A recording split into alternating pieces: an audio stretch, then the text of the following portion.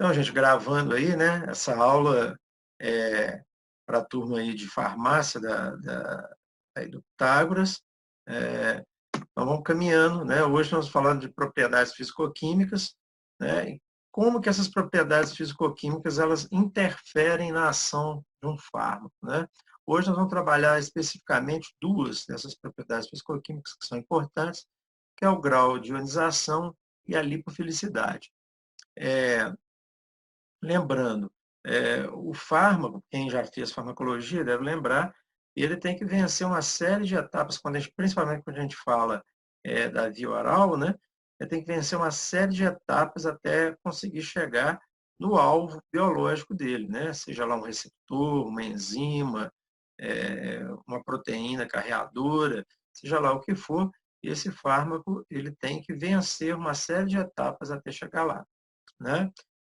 Bom, como a grande maioria dos medicamentos que a gente utiliza, né, a gente faz administração por via oral desses fármacos, então é importante a gente entender um pouco dessa cinética, desde da administração, desde a boca até, né, a absorção no estômago, intestino delgado, né, e a sua excreção, né? Então, todos esses parâmetros que são conhecidos na farmacologia como farmacocinética, né, fazem parte da farmacocinética, eles podem sofrer interferência desses dois fatores, né, que é o grau de ionização e a lipofilicidade.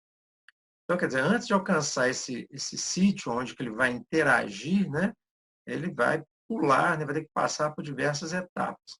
Então, os processos biológicos complexos podem, né, ser modelados, né, usando propriedades e modelos fisicoquímicos. Então, eu posso pegar um fármaco que é promissor, né, mas que está precisando de ter uma baixa absorção, por exemplo, e introduzir grupos funcionais nele para alterar essa lipofilicidade, para alterar esse grau de ionização e facilitar a absorção desse fármaco, por exemplo. Então, eu posso modelar, se eu conhecer essas propriedades fisicoquímicas, né? Cada obstáculo, né, depende muito, né, da forma de administração.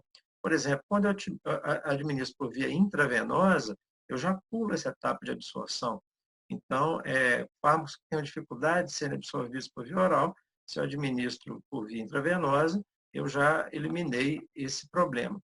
Mas aqui, nós vamos, como eu disse ali atrás, nós vamos focar na parte da via oral, né, imaginando um fármaco sendo administrado por via oral, para poder, vamos dizer, abranger a maior parte da farmacologia, dos fármacos, da farmacoterapia, que é o corriqueiro, né? Se a gente for pegar, a enorme maioria é a via oral que é utilizada, né?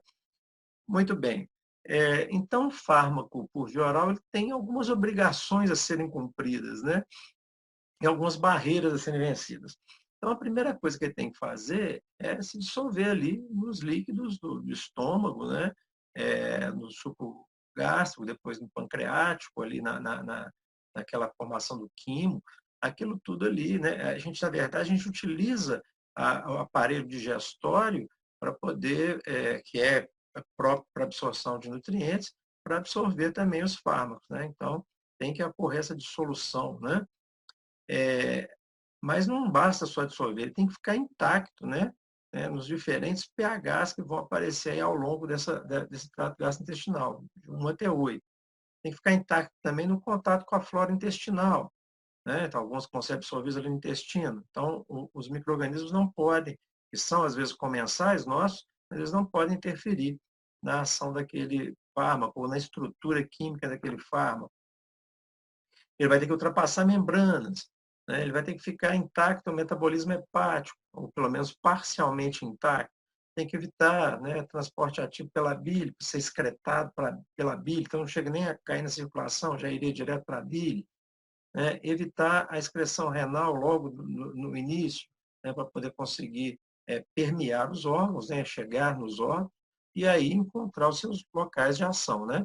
E evitar também essa partição em tecidos indesejados, né? Quer dizer, ele tem que chegar nos órgãos, mas nem todos, né? Alguns, às vezes, não são desejados. São fármacos, por exemplo, que são neurotóxicos, e eu não quero que eles ajam no sistema nervoso central, ou que não quero que eles atuem no feto. Então, essas propriedades são fundamentais para a gente entender isso, né? Então, só lembrando rapidamente, nós temos a farmacologia dividida em duas etapas, aí, a farmacocinética e a farmacodinâmica, né? Lembrando aqui, né, as etapas, a absorção, a distribuição e a eliminação. Eu gosto de abranger essas duas subetapas que eu considero a biotransformação e a excreção dentro da grande etapa eliminação. Eu considero que a gente pode eliminar uma substância do organismo biotransformando, né? A partir do momento que você a torna uma outra substância, você já eliminou aquela do organismo, né? A anterior, a precursora do organismo. Ou excretando, que é colocando para fora mesmo, certo? E a fase farmacodinâmica, onde eu vou, então, interagir com os alvos farmacológicos, né? Alvos biológicos dos fármacos, e eles, então, vão exercer seu mecanismo de ação. Então, quer dizer, para chegar aqui, para exercer o mecanismo de ação, ele vai ter que encontrar com esses alvos biológicos. E para chegar aqui, ele depende de todas essas etapas anteriores. Ok? Muito bem. Então, o que eu considero absorção? A absorção é a passagem do fármaco do seu local de administração para a corrente sanguínea. Então, para que isso ocorra, né, as características físico-químicas do fármaco têm que favorecer. E quando elas não favorecem, como é que acontece? Não vai ter absorção? Bom, às vezes tem absorção, mas uma absorção mais lenta, e isso muda totalmente o perfil da concentração plasmática ao longo do tempo. Então, uma coisa que depois presencialmente eu desenho para vocês lá, mas é basicamente, né, se eu tivesse aqui, vou ver se eu consigo com um anotador aqui, escrever isso aqui, né? Então, se eu tivesse aqui, né, um gráfico, né, de concentração plasmática aqui, concentração plasmática, tá? Pelo tempo, né? Se eu tenho um fármaco que é absorvido muito rápido, né, que tem o coeficiente de partição olho-água, né, a lipofilicidade e o grau de ionização tranquilo, eu tenho uma curva ascendente de absorção grande e depois um decréscimo, ele vai caindo, então, né, um perfil desse jeito. Agora, se o fármaco tem uma absorção mais lenta, o que vai acontecer? Ele vai ter às vezes ele é totalmente absorvido também, só que ele não vai alcançar o mesmo pico que o anterior, né? Então, tem um parâmetro dentro da farmacologia que a gente chama de biodisponibilidade. Biodisponibilidade, o que é? É justamente essa área que está debaixo dessa curva aqui, que representa a quantidade de fármaco que teve disponível ali para poder produzir o efeito. Então, eu posso manter até a mesma biodisponibilidade, porque apesar de não ter alcançado um pico tão alto, esse outro aqui, ó, né, esse aqui ele foi mais longe, né, então ele ficou mais tempo no organismo. Então, a concentração de fármaco que teve presente no organismo, a quantidade de fármaco que teve presente no organismo, nesse caso aqui e nesse caso aqui, pode ter sido até a mesma, mas eles têm perfis diferentes, né? E qual que é a importância disso? Depende, né? Se aqui for o nível, né, onde eu vou alcançar o efeito, né? Aquela famosa janela terapêutica, é dentro daqui que promove o efeito, então nesse espaço aqui, né, nesse intervalo é que aparece o efeito, obviamente que essa segunda situação aqui, né, esse segundo fármaco aqui, ele não alcançou a janela terapêutica, ou seja, ele não produziu efeito. Ok? Então, é isso. Por isso que é importante a gente entender aí que esse fármaco ele vai sofrer, né, uma absorção maior ou menor de acordo com esses parâmetros que a gente disse aí, né? Muito bem. A distribuição é um outro parâmetro importante, aonde o fármaco que foi já absorvido, ou seja, já está na corrente sanguínea, ele vai passar por diversos compartimentos, órgãos, tecidos, líquidos corporais, né? Como, por exemplo, a pleura, o líquido cefalorraquidiano, né? Por aí vai. Então, compreende a saída do fármaco, os compartimentos do fármaco, né? Que está no compartimento intravascular, para o extravascular. Então, é aí que ele vai ser, como o próprio nome diz, distribuído pelo organismo. Ok? Muito bem. Aqui, né, é importante a gente lembrar que o nosso organismo ele é basicamente constituído de água. Então, é uma característica interessante, porque os fármacos vão ter que possuir uma capacidade de superar barreiras que são lipídicas, mas também vão ter que, em determinado momento, interagir com líquidos corporais que são basicamente aquosos, né? Então, só lembrando, né, um indivíduo aí de 70 quilos tem aproximadamente 60, um adulto, né, aproximadamente 60% do peso dele em água. Isso equivaleria desculpa, a 42 litros aí, mais ou menos, né? Então, isso para uma criança é muito maior, né? Um recém-nascido chega até 80% do peso dele em água. Então, é importante a gente ressaltar. Bom, a eliminação, como eu disse, eu prefiro tratá-la como dois subprocessos, a biotransformação e a excreção. Os dois vão fazer o quê? Os dois vão visar, né, a interrupção total ou parcial da ação da substância. Tá? Eles não sabem, né, quando a gente toma um medicamento, quando a gente se alimenta, o organismo não está sabendo se aquela substância ela é boa ou se ela é ruim. Ele trata tudo do mesmo jeito, né? Ou seja, ele vai biotransformar para que aquilo não permaneça muito tempo no organismo, né? Então, essa absorção, desculpe, a biotransformação, que é esse processo de transformação do fármaco numa forma mais hidrossolúvel para poder conseguir ser excretada, né? E a excreção, que é justamente essa ação de colocar para fora do meu organismo o fármaco, elas estão muito interligadas uma com a outra, né? Então, como a excreção é basicamente, né, a maior parte dela acontece através da urina, e a urina é aquosa, eu preciso transformar meu fármaco para que ele fique mais hidrossolúvel. Né? Essas etapas elas podem ocorrer isoladamente, paralelamente ou consecutivamente. Tá? O mais comum é que seja consecutivamente, ou seja, primeiro biotransforma, depois excreta.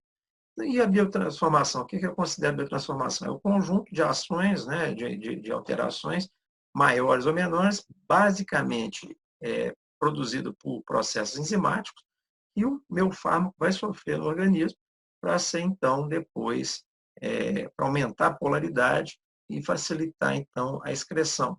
E, como eu disse também, né, visando aí, muitas vezes, interromper a ação do fármaco. Tá? Então, segundo alguns autores, se não existisse a biotransformação, o organismo humano levaria cerca aí de 100 anos para eliminar uma simples dose aí do pentobarbital, que é um fármaco muito lipossolúvel. Entretanto, o efeito, né, desse fármaco é muito curto, né, e dura aí 20, 30 minutos, dependendo da dose, né, e não vai permanecer muito tempo. 100 anos, a pessoa tomando no dia que nasceu, até o dia que morrer, ainda tinha fármaco presente dentro do organismo. Né? E a excreção, né, lembrando aí, né, ela ocorre basicamente aqui no néfron. Então, no néfron, esse processo de filtração, passagem por membranas, isso tudo vai estar relacionado com aqueles dois parâmetros que nós falamos, com a lipofilicidade e com o grau de ionização. Né? É importante lembrar que aqui eu estou formando a urina, e que a urina é aquosa, e, consequentemente, eu estou saindo do sangue, onde o fármaco muitas vezes ainda está na sua forma mais lipossolúvel, e tem que passar aqui para ser filtrado aqui na cápsula de Bowman, para depois ser, então, formada, né, a urina e conseguir excretar. Então, tem várias vias de excreção, isso aqui não é propriamente a matéria de química farmacêutica, mas só para a gente entender a importância desses dois parâmetros. Tá? Ionização e polaridade, né? São duas coisas que a gente tem que entender. Para eu entender ionização, eu tenho que entender o que é polaridade. Né? Então, como é que eles interferem em processos farmacocinéticos e farmacodinâmicos? Né? Bem, primeiro, né? O que é polaridade? Né?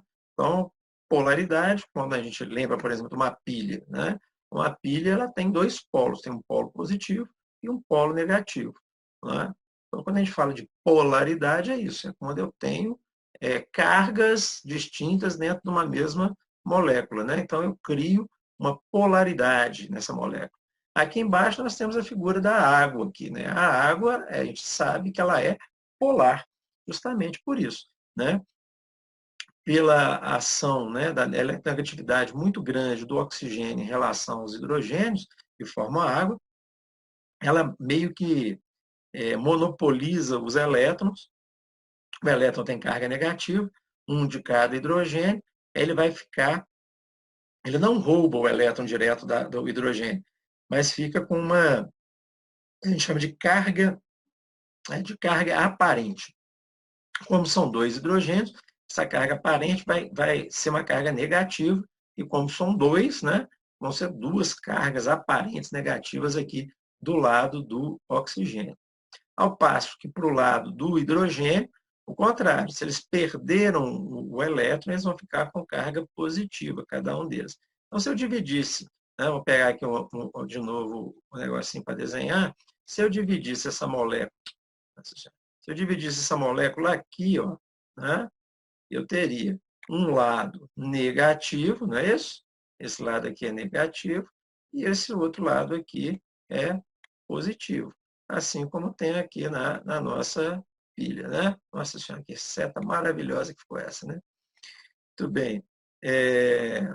Então, só para a gente entender, deixa eu apagar essa coisa horrorosa aqui. Então, isso é uma molécula polar. A água é uma molécula polar. Ao passo que eu tenho outras moléculas que não são polares, né? Que vão estar presentes aí dentro do meu organismo também. Tá? Muito bem. Vamos lá. Então, aqui mostrando, né, o lado negativo e aqui o lado positivo da molécula da água, né? Já o fosfolipídio, se vocês lembrarem, o fosfolipídio o principal componente ali da membrana plasmática, né?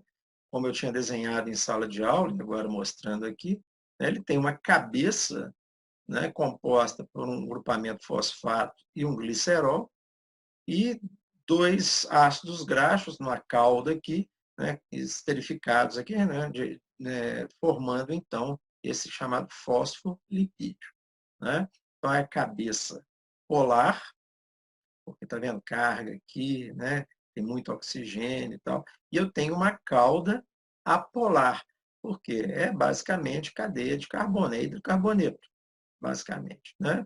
Então a cabeça ela como a gente fala, né, por ser polar, ela se assemelha à água, ou seja, ela vai ter afinidade pela água, e aí eu chamo de hidrofílica. Ao passo que a de baixo, né, a parte de baixo, a cauda, ela é apolar, e, consequentemente, vai se aproximar mais do óleo, e não vai gostar muito de água. Então, quando não gosta muito, a gente fala que tem fobia, né? Então, é hidrofóbico, ou seja, não se dá muito bem com a água. Entretanto, como eu falei, a membrana plasmática ela é composta de fosfolipídios incrustados aqui de algumas proteínas, né? Mas é basicamente fosfolipídio, o maior componente dela. Então, isso nos faz lembrar, né, do fármaco lá, que para poder ser absorvido, ele vai ter que o quê? Transpor essa membrana. Aqui é o modelo de Singer-Nicholson, o desenho aqui aparece ele expandido, né, que é uma bicamada de fosfolípidos. Então, aqui está, separaram, né, as duas camadas aqui, né? Então, aqui vamos dizer que dessa parte de fora é o meio externo, e ali do lado de dentro é a parte, né, o meio interno da célula, tá? Então, o fármaco, para poder né, alcançar a corrente sanguínea, para poder entrar numa célula, ele vai ter que transpor essa membrana biológica, ok? As formas mais comuns de transpor ou de transposição são a difusão passiva, através da camada lipídica, né? Ela ocorre sem gás de energia a favor do gradiente de concentração, ou seja, o meio aqui tem que estar mais concentrado para conseguir, então, chegar aqui do outro lado, né? Força a passagem aqui para esse meio que está menos concentrado. É uma difusão que ocorre a partir, né, de um gradiente de concentração, mas não tem gás de energia. Agora, uma coisa que ela tem que ter é uma afinidade com essa membrana de forma a conseguir passar, né? Como a parte interna dessa membrana é toda hidrofóbica, ela tem que ter uma lipossolubilidade interessante para conseguir passar. Tá? A outra forma, né, é meios aí que usam carreadores. Então, tem dois tipos. Tem a difusão facilitada, também é sem gasto de energia, usa um carreador, uma proteína carreadora. Então, aqui eu posso ter até um fármaco que não seja tão lipossolúvel, mas vai usar, então, esse carreador para poder conseguir chegar na parte interna né, da membrana, né, da passagem da membrana. Já o transporte ativo, uma outra coisa, ela também ocorre, aqui a difusão facilitada, também ocorre a favor do gradiente de concentração. Quando é contra o gradiente de concentração, aí eu tenho que gastar energia, não tem jeito. Né? E nesse caso, o transporte ativo. Esses carreadores são seletivos, saturáveis e podem sofrer competição com substâncias análogas. Inclusive, alguns antídotos são utilizados dessa forma. Pessoa com intoxicação por mercúrio ou chumbo, normalmente usa cálcio, porque usa o mesmo carreador ali, dos dois, né, dos íons bivalentes aí. Muito bem. Um outro que tem menor importância são poros aquosos. Esses poros permitem passagem de substâncias aquosas, mas pouquíssimos, né? Porque o tamanho é muito pequeno, é 0,4 nanômetros. E a maior parte dos fármacos é acima de 1 nanômetro. Então, isso aqui é basicamente para passagem de íon. Tá? Não tem muita importância, não. Bom, isso dizendo, então, da importância das características do fármaco. Então, primeiro, a gente já falou em sala de aula, do grau de ionização. Então, né, como é que se dissocia, né, grau de ionização ou dissociação? Como é que eu tenho, então, a ionização de um ácido, né, ou dissociação? Hoje o termo correto seria ionização de um ácido. Né? Então, vamos pegar um ácido aí conhecido, que é o ácido carbônico. Né? Então, eu fiz aqui colorido, né, os hidrogênios e o CO3 aqui, né, dividindo os dois. Né? Então, ele vai se dissociar. Né? Ao se dissociar, ele vai produzir H+, né, mais o íon bicarbonato. Ou seja, eu tenho aqui carga positiva, aqui carga negativa. Entendido? Bom, gente, vamos lá. É porque está aparecendo sinal aqui já do meu tempo aqui. Eu tenho mais 9 minutos, mas vai dar tempo, tranquilo. Então, o que acontece? Eu tenho, então, carga positiva e carga negativa. Se eu olho para os dois lados dessa equação aqui, né, dessa dissociação, dessa ionização do ácido, o que eu vou verificar?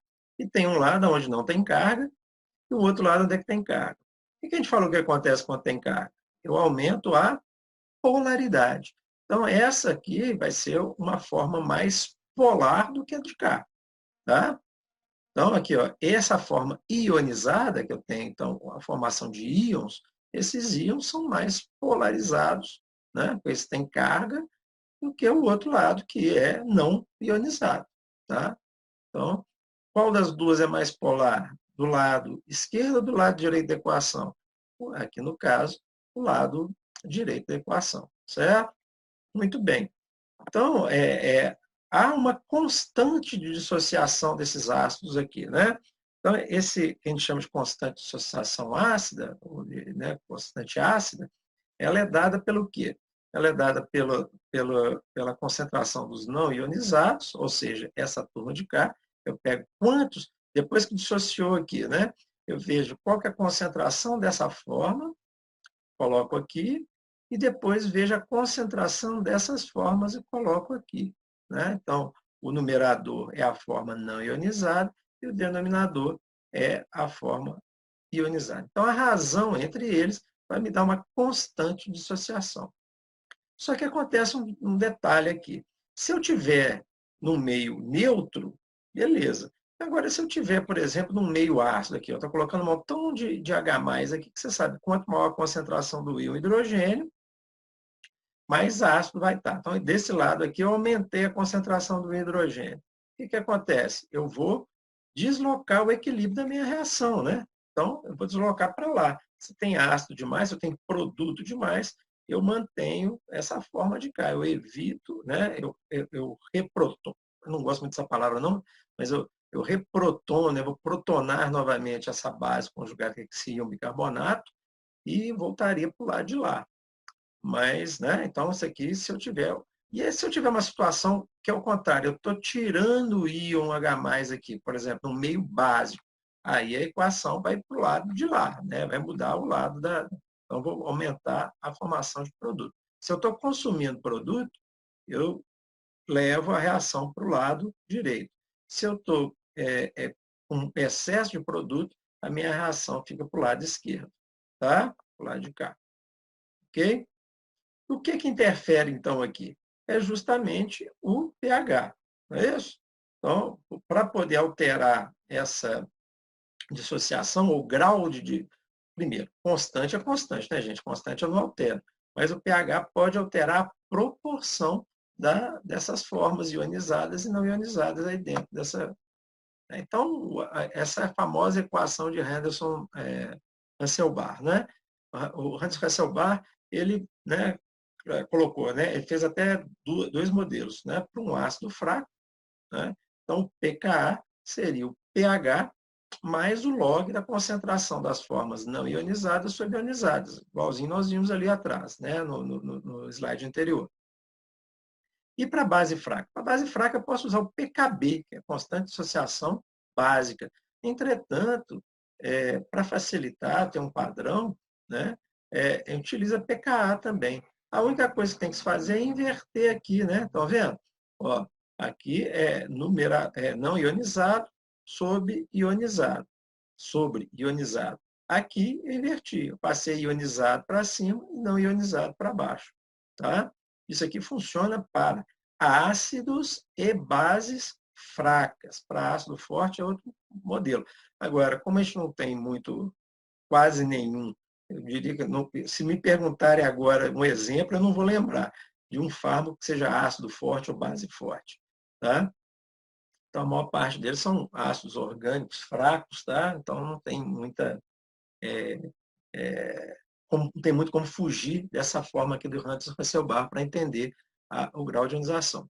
Então, aqui nessa fórmula, esse pH aqui já me garante eu entender qual que é o grau de corrigir, né, essa porcentagem aqui, já que a constante é constante, né, o pH varia, se o pH varia, eu tenho que variar também essa relação aqui, foi o que a gente fez. Eu vou postar depois alguns exercícios para vocês no AVA, tá? Então fiquem atentos para poder trabalhar um pouquinho com isso. Ok? Então, por que é importante a gente ter essa relação com o pH? Ô, gente, aqui eu pus naquela letra Versalete, né, que chama, e aí acabou levando o H, que é minúsculo, para maiúsculo. Tá? Melhor dizendo, o P, que é minúsculo, para maiúsculo. Então, ficou aqui parecendo, mas é P minúsculo, H maiúsculo, quando a gente fala de pH. Então, muito bem.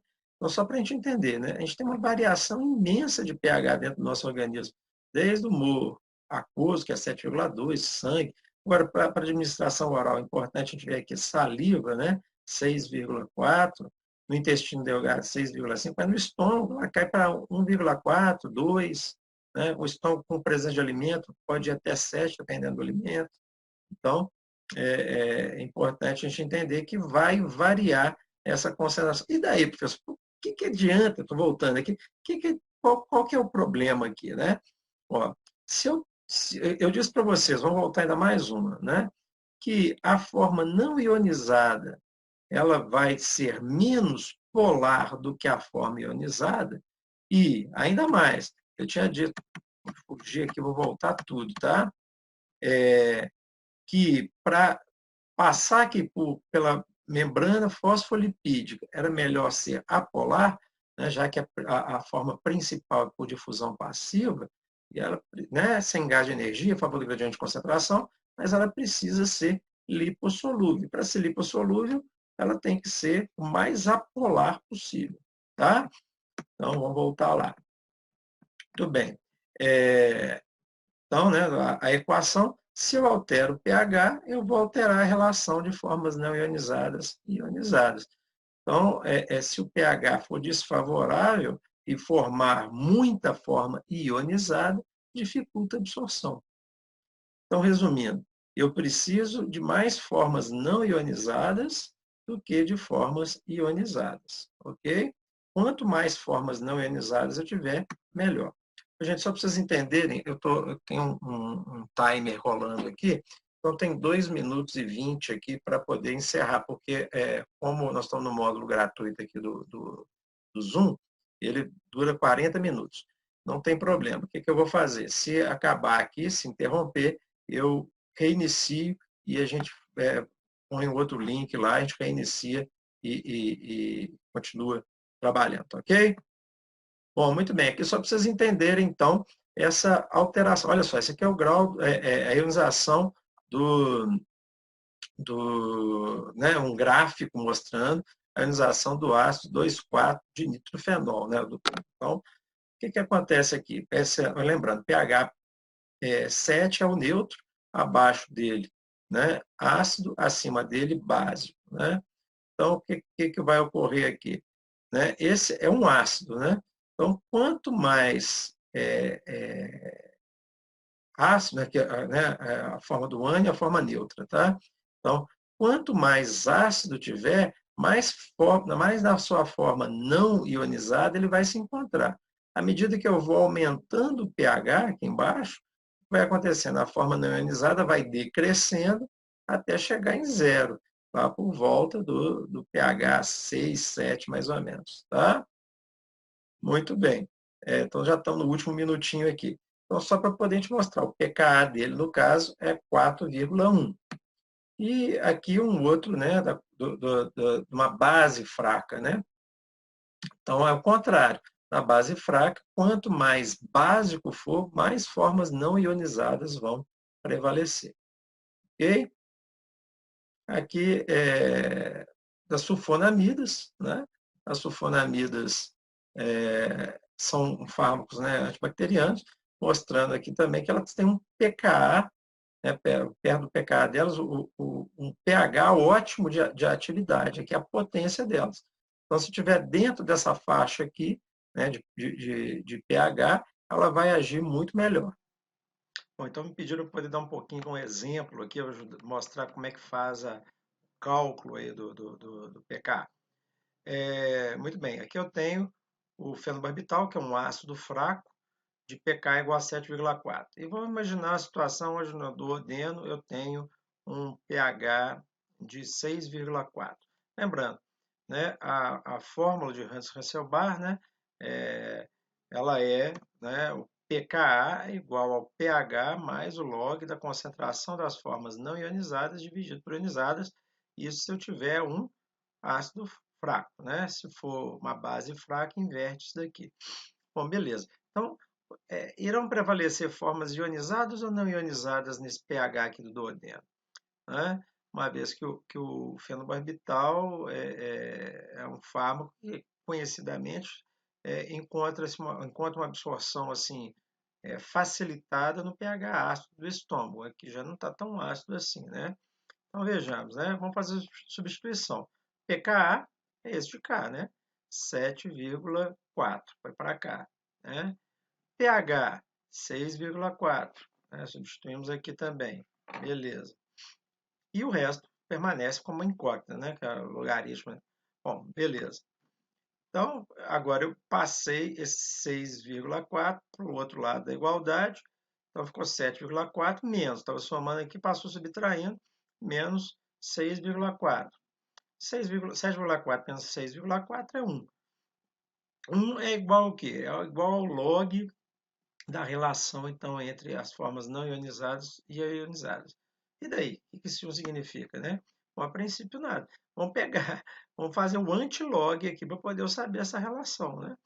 Então, antilog, né? O que é o antilog? Log é na base 10, né? Por exemplo, 100 é 10 a 2, né?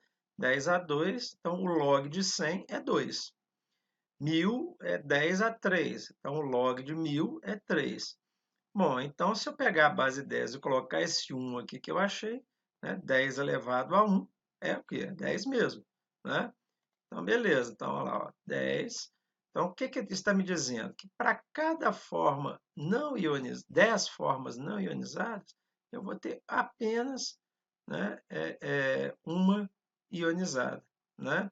Então, ou seja, 10 formas ionizadas para cada forma ionizada. Prevalecem, são 10 vezes maior o número das formas não ionizadas em relação às ionizadas.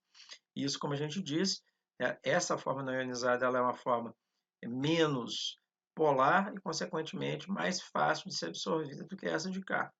Então, aqui prevalecem formas não ionizadas. Tá? Muito bem. Vamos adiante, então. Falando de lipofilicidade, que é o segundo tópico aí, né, de hoje. Então, lipo, de lipídio, fili é de uma palavra, né, filia, né, vem do grego, aí, que significa amizade, né? Então, lipofílico é aquele que gosta do lipídio, né? Então, que tem uma afinidade pelo lipídio. O fóbico é o contrário. Lipofóbico é aquele que não gosta de lipídio, né? Hidrofílico e hidrofóbico, mesma coisa, tá? Então, vamos adiante. Beleza. Lipofilicidade. Então, como é que a gente mede isso, né? Uma das formas mais comuns de medir, que é o chamado coeficiente de partição óleo-água, é trabalhar. Você pega a substância que você está testando, o fármaco, que você quer saber qual que é a lipofilicidade dele, né? Você pega uma fase orgânica, normalmente é o N-octanol, e pega a água. Então, fase orgânica, fase aquosa. Coloca isso tudo no mesmo frasco, né? E agita, né, junto com a substância, e agita, né, para que essa substância se distribua entre as duas. Aquela fase pela qual essa substância tiver maior afinidade vai ser onde ela vai ficar mais concentrada. Aí eu faço a dosagem, vejo a concentração da fase orgânica, a concentração da fase aquosa e jogo na equação aqui. Na equação não, na verdade é uma divisão apenas, só para saber uma proporção, né? Então, a quantidade na fase orgânica, vamos dizer que aqui a concentração foi 10. 10 não interessa o quê? 10 miligramas por ml. Tá? Aí eu pego isso daqui, fase orgânica, concentração na fase orgânica, jogo aqui 10. Tá? E aqui embaixo, vou dizer que foi 2. Né? 2 o quê? 2 miligramas por ml. Aí eu pego aqui também e jogo aqui embaixo. Corto as unidades, né? E vai sobrar, então, 10 dividido por 2. 10 dividido por 2 é igual a 5. Então, meu P, que é, então, o que a gente chama de da lipofilicidade, né? Da partição, né? P de partição, óleo-água, né? Vai ser, então, 5. Né? Muito bem, então é assim que eu calculo. Eu posso também calcular essas constantes de dissociação em cada um dos meios aí, né? Isso a gente fala nisso depois, agora no momento, não vamos entrar nesse detalhe, não. Bom, muito bem. Aqui é um exemplo que eu acho bacana, está lá no livro do Eliezer também, que eu postei lá no Ava para vocês. Então, é uma molécula de um cardiotônico, um digitálico cardiotônico. Esses fármacos, eles são muito bem, são utilizados por via oral para insuficiência cardíaca congestiva, ou seja, eles tônico é de dar força, então eles dão força para o coração quando a pessoa tem uma insuficiência de força de coração, da força de contração. Então, eles são usados com essa finalidade. Beleza? Olha só, as duas moléculas são tiradas da mesma planta, né, do mesmo tipo de planta que é a digitalis, e tem os mesmos efeitos. A estrutura delas é idêntica. Sabe o que muda? Esse grupo R aqui, ó, tá? O resto é tudo igual, só tem um grupinho R aqui que vai mudar. No caso da digoxina, né, esse grupo R é uma hidroxila. E no caso da digitoxina, da digoxina, é uma hidroxila. Tá? Então, um é um hidrogênio, outro uma hidroxila. Na digitoxina, um hidrogênio, e na digoxina, uma hidroxila. Tá? Bom, só isso. Né? Um oxigênio que entrou a mais, porque o outro já tinha um hidrogênio, um oxigênio que entrou a mais nessa história aqui. Tá? Bacana. E aí? Bom, vamos ver aqui embaixo. Coeficiente de partição óleo-água, o P dessas substâncias. Né? Olha lá. A digitoxina, que é a que tem só o hidrogênio, ó, o coeficiente de partição dele é altíssimo, 96,5. Né? Então, para cada molécula ali, para a cada 100 moléculas que se dissolvem lá na fase orgânica, só uma, né, quase 100, né, na fase inorgânica, né, na fase aquosa. Bom, muito bem. E na digoxina, né, com essa substituição que eu fiz aqui dessa hidroxila, olha só, cai em 15, olha só, 15, ó, a diferença. O P é 15 unidades menor na digoxina do que na digitoxina. Então, a simples mudança de hidroxila. Aqui, absorção. Absorção da digitoxina, 100. E da digoxina, entre 70% e 80%. Né? Então, ainda é alto, mas esse aqui é muito mais alto. Né? Olha lá, e o tempo de meia-vida? Enorme, né? Da digitoxina, 144 horas, enquanto da digoxina é só 38 horas. Só assim, né? Mais de um dia também, né? Então, muita coisa. Bom, esses dois fármacos, né, são empregados para insuficiência cardíaca, e um grupo que tem muita insuficiência cardíaca são aqueles nefropatas, aqueles que têm problema renal, normalmente tem pressão aumentada, e a pressão aumentada acaba danificando o coração, produzindo insuficiência cardíaca. Então, muitas vezes tem que tomar um digitálico desse. No caso específico dos insuficientes, né, renais, a droga que vai ser escolhida é a digitoxina. Por quê? Ela é tão lipossolúvel que ela é excretada por via biliar, ela não depende do rim para poder ser excretada. Então, apesar de ter uma meia-vida longa, é uma substância que tem essa peculiaridade, de ser excretada por via biliar. Por isso a excreção é lenta também, né?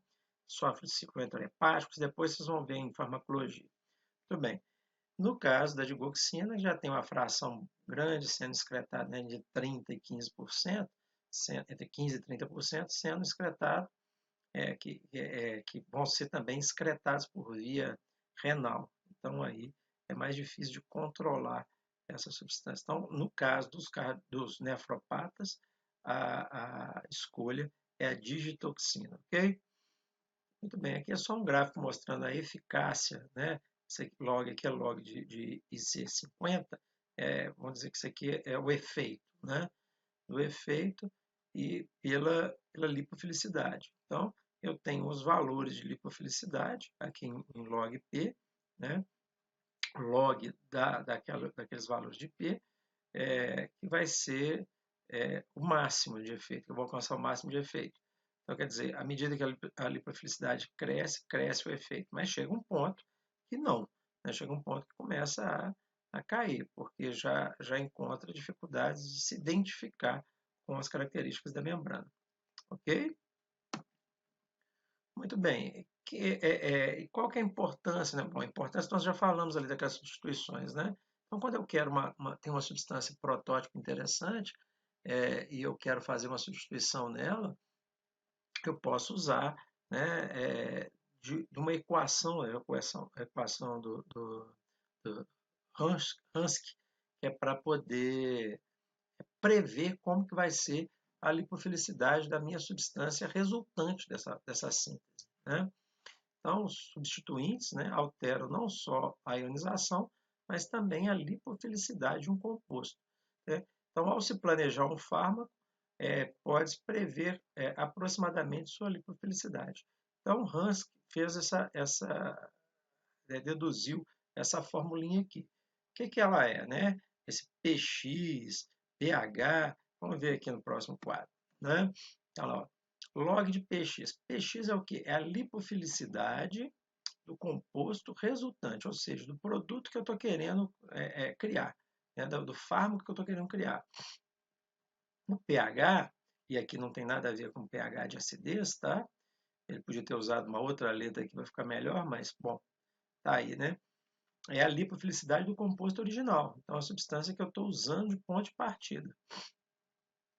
E esse Px é a constante hidrofóbica do substituinte, ou seja, daquilo que eu vou introduzir nessa molécula aqui original para obter o meu produto novo, né? minha molécula inovadora aí, né? Para poder lançar no mercado e ter alguma vantagem terapêutica. Ok? Beleza. Então vamos ver aqui um um exemplozinho disso daqui. O paracetamol, por exemplo. Tem várias rotas, inclusive nesse material que eu disponibilizei do Eliezer aí no portal, vocês têm ele dele também. Né?